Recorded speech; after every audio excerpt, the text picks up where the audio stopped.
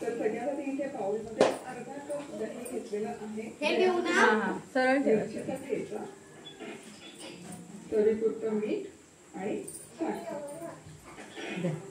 आता हे दही छान फेटून घ्यायचं.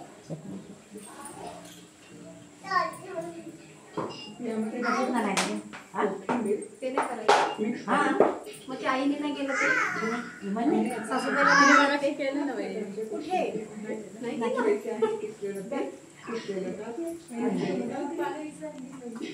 केळी केळी आणि दूध खायचं नसतं, केळी आणि दही खायचं नाही, अशा बऱ्याच गोष्टी आहेत पारंपरिक आपण खात आलेलो आहोत. आणि मला खरंच आयुर्वेदिक नाही तरी मी दाखवते. तुम्हाला वाटत नसेल, रुचत नसेल तर अजिबात बनवू नका. सो केळीमध्ये पण घालते दही. तर प्रत्येक वाटीमध्ये 2-2 चमचे दही घालून घेते.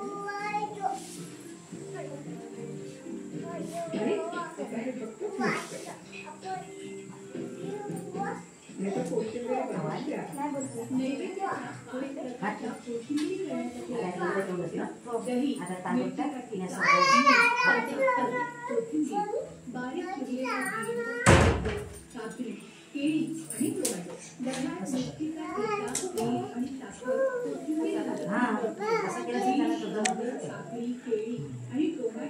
अशा पद्धतीने ही झाल्या नैवेद्याच्या 5 प्रकारच्या कोशिंबिरी तयार.